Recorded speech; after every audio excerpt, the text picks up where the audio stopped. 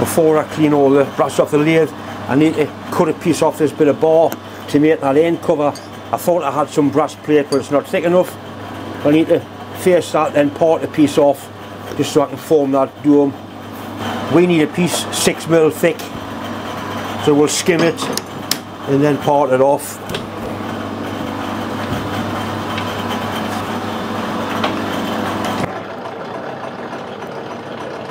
Once again, the noise is just to change wheels. I'm just going to lock the lathe carriage off so it doesn't move.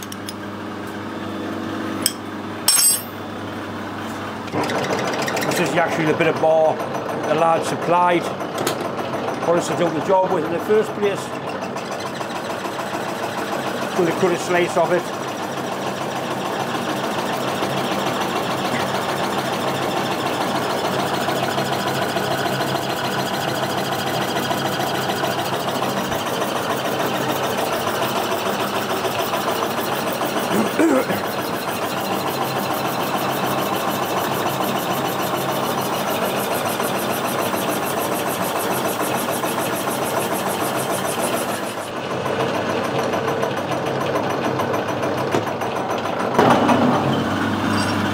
That's reasonable. We can measure the diameter. 95. I think it's a 100mm round bar. It is. Take 5mm off the outer D and then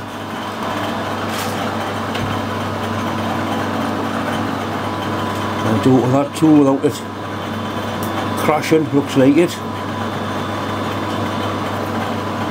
Yeah, we'll get it there, no problem.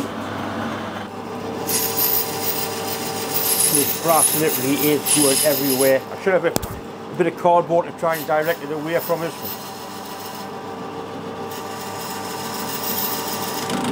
There's two.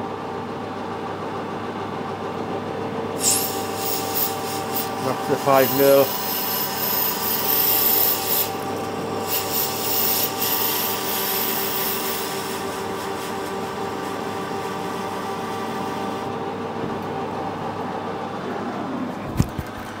Right,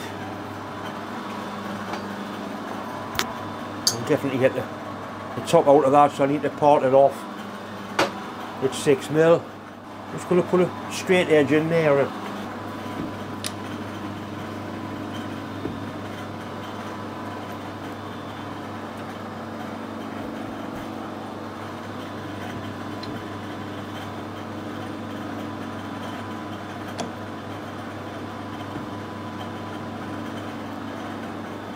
Right, so that's definitely at 90 degrees to the job. I'm going to take it in bites the same as I did the last time.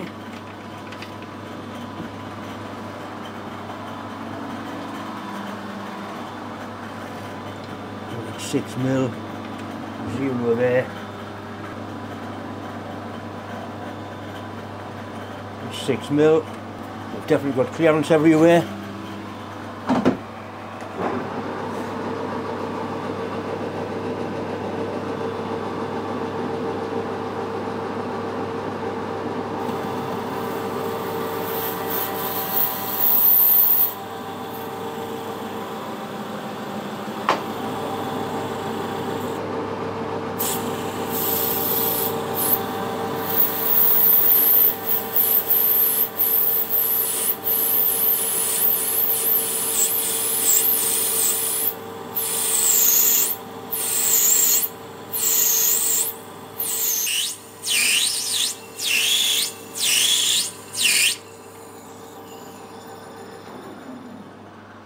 I mean, I'm thinking, could I put them in now before I finish parting this off? But I can't hold that. I think that's what I'll do. I've got a good, quite a bit left in the inside of there actually. Plenty to hold it. I can always clop it back in again. I'll up you prompt to clop it back in. And I'll have a go at putting the little bits into there. Like those little bits there. I'm going to use this rotating table to put the little notches in, There's a little spigot in the centre there, a little centre punch mark or a little centre drill mark. So I now know the rotating table is directly under the quill, and I've zeroed my DRO. I'll take that out of there and just engage that. I've not used this properly. It's a cheap and cherry Vivo one. It certainly appears to like it'll do the job. It's quite nicely made. Got a 4-jaw chuck, so I have to set that up. It shouldn't really be a problem to pick the centre up, because I have got a nice little notch in there where I machined it.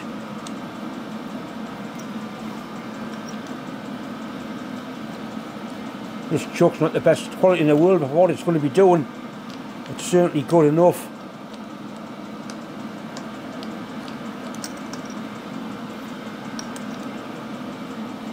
I could have put a 3-jaw self-centering chuck on, but I went for the 4-jaw just in case I need to put something in. This basically isn't round.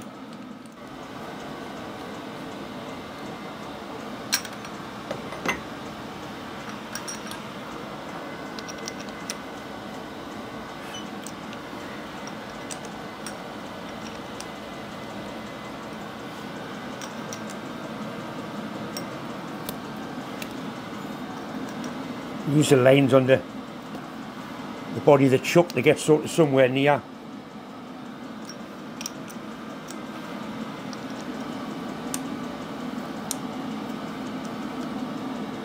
Right, so we'll put a centre in there now and just use that mark there to line it up with. So come across this way very slightly.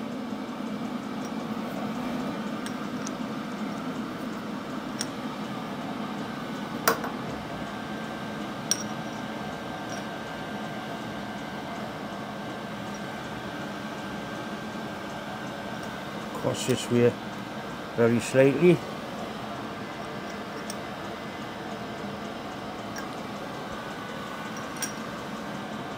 And that is really good actually.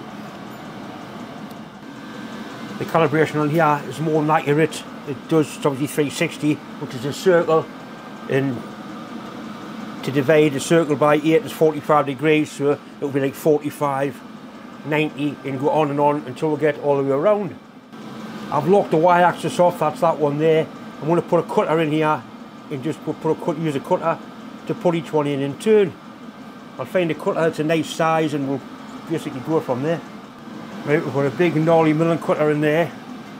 I've got the table set at 0 and I've got it locked off. We start this cutter up. I've got the height locked as well. We bring it in and it just touches, and then 0.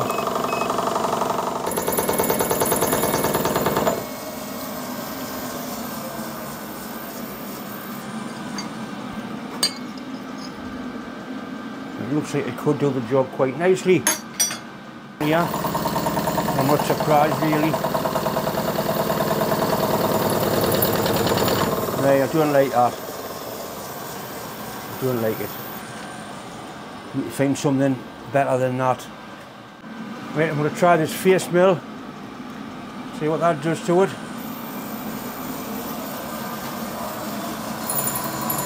That's better. Definitely having a much better effect.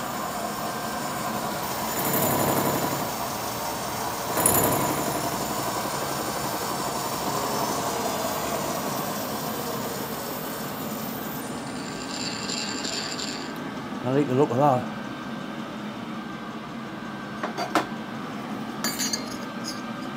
Definitely like the look of that. Simple case now of unloosening the 2 locks and take this round 45 degrees.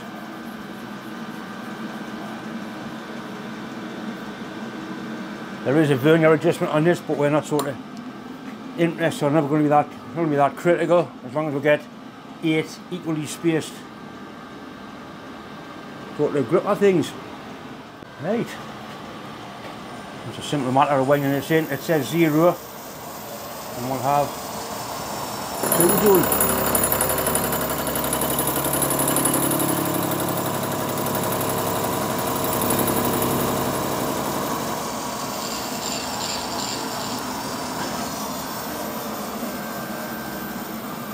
Quite pleased with that. 90 plus 45 will be 135.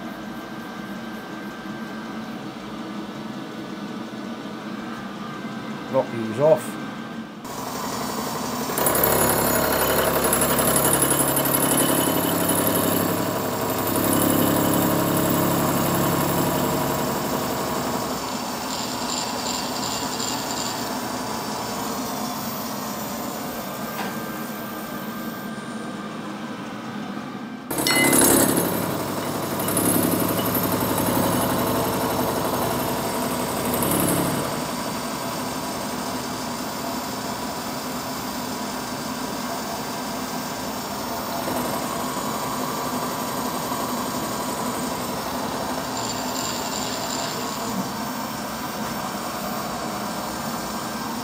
And the last one, or at least go back to where we started from, 360, just for a laugh. We'll see where we are.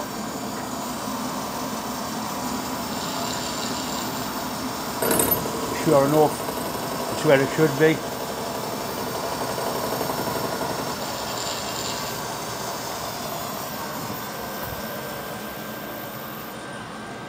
I am quite happy with the spacing of them, they look good. Looks much the same as that. And put it back in the lathe now, and I can radius those 2 edges. We'll just be done with a little die grinder and then finish parting it off. I could put a chamfer tool in here and do it with a chamfer tool. Right, I've got to clock back into here. Just going to gently chamfer that edge.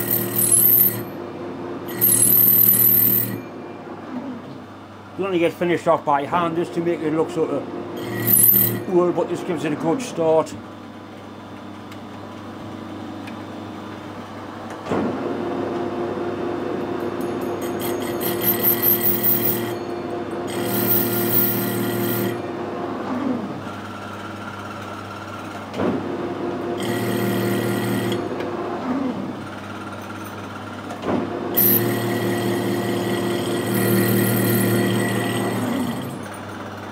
That looks good.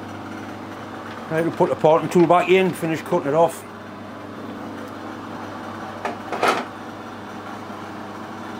I've certainly had a variety of different tools on the job. Incredible actually. Maybe a little bit more blade poking out.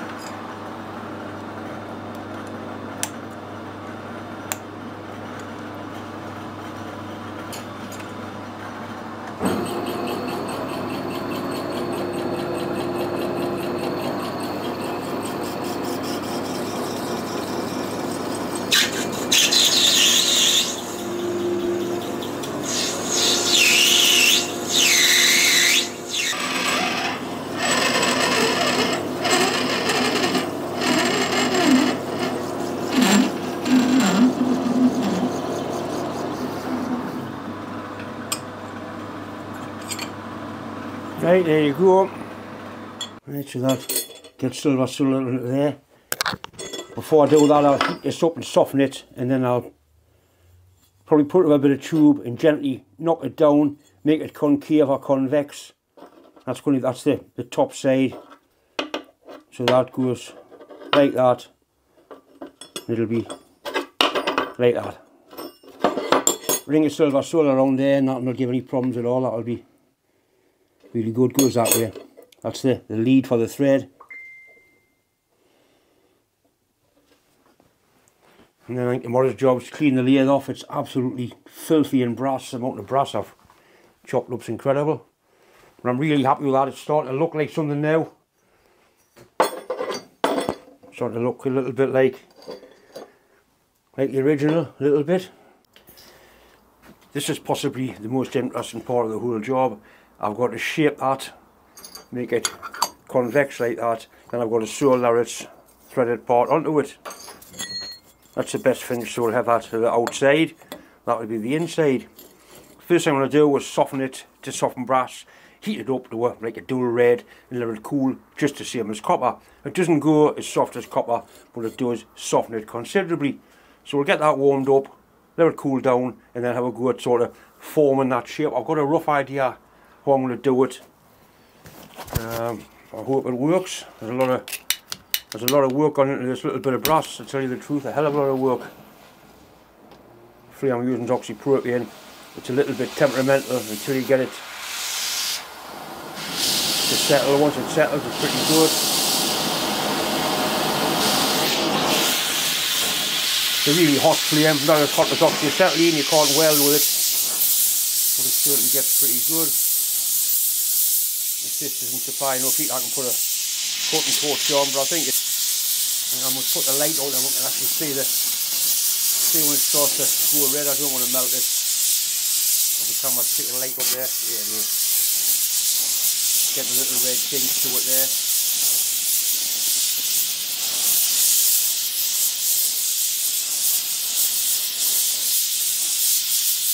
Certainly starting to get a nice uniform dull red there.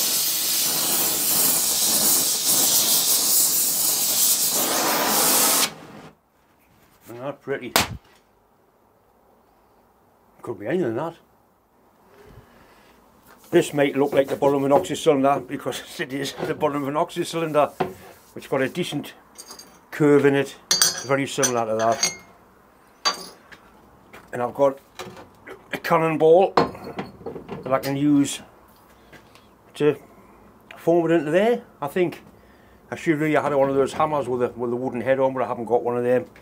We'll just sort of carefully use that. I'm sure it'll work alright. It will spoil your day having one of them coming at you in 1,000 feet a second. Right, so that goes into there, and that hopefully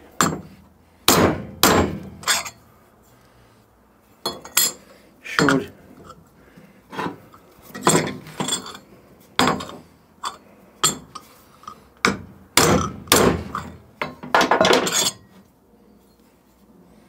not having a lot of impression on there really.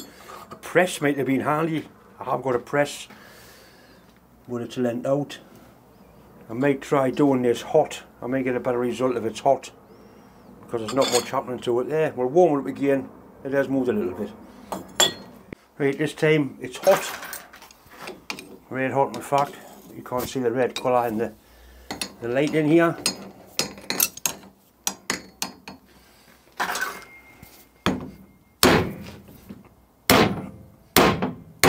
Looks like it's done something to it. Oh, definitely, it's definitely got the shape now.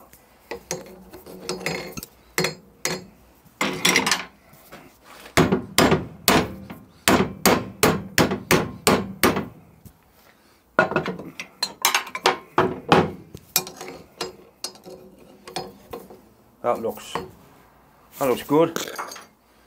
Very comparable to that one. Happy with that. I'll cool it down and then polish it and then work in silver solder, which is also a variant. I'll cool it down and then work in silver solder it. Right, that's where it needs to go on there like that. That's the edge of the lead on. So we need to put some flux on the job. I'll push some flux around. This is easy flow. Silver solder and flux just dissolved in a little bit of water, make it a sort of thickish paste.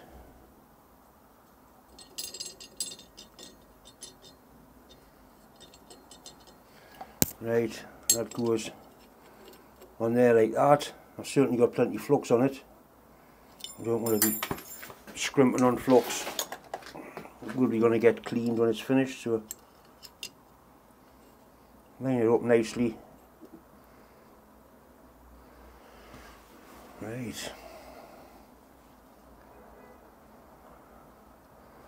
A bit of silver solder now, some heat on there, and that's going to be hopefully splendid. Looks good, it's in the middle anyway, or at least looks like it's in the middle.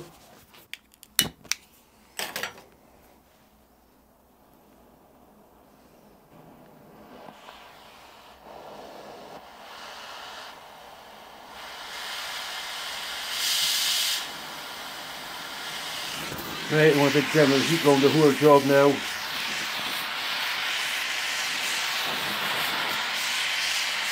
Now the water's evaporating and leaving the flux powder on. Also warm the silver solder up and dip that in the flux so we get some flux adherent to that as well. We need to sort the dull red for this the silver.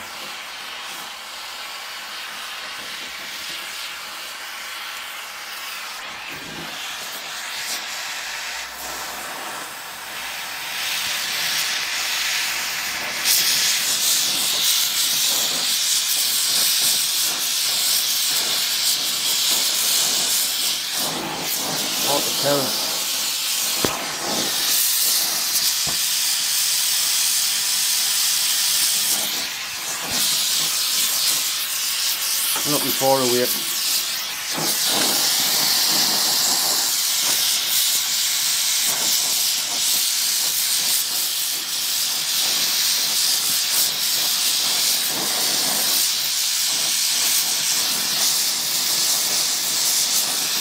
Not hot enough yet.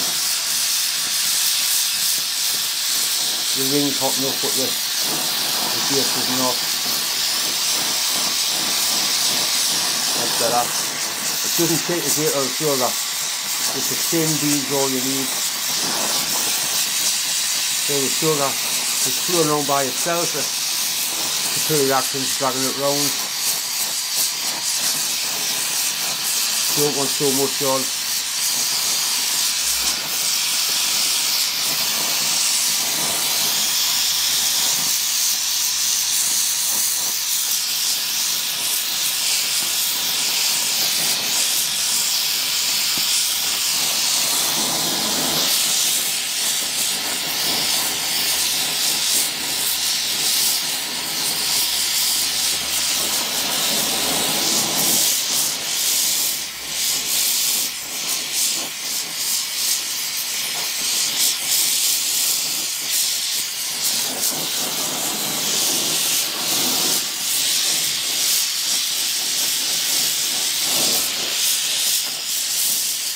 This is really old silver silver.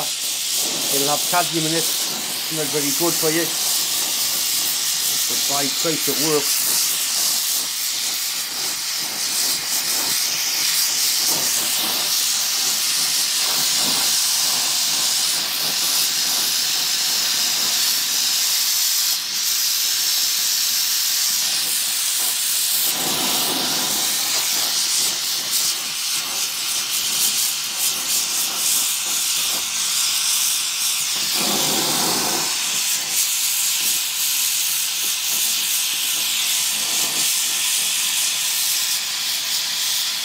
All the way around, I'm going to tape it round again. This is a WCO, but a nice job.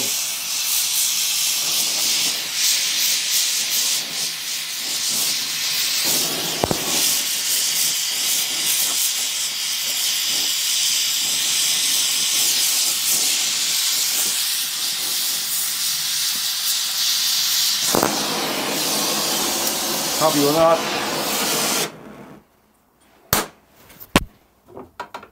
Very happy.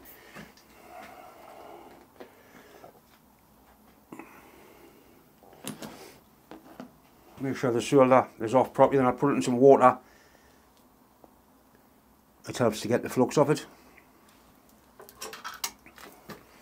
And quench it in a bit of water.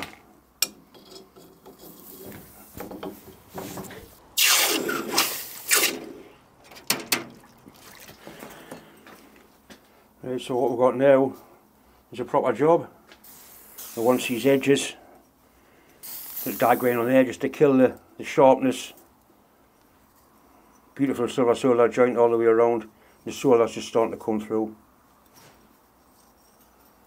A lot of time gone into that, but it's been well worth it. I've enjoyed doing it.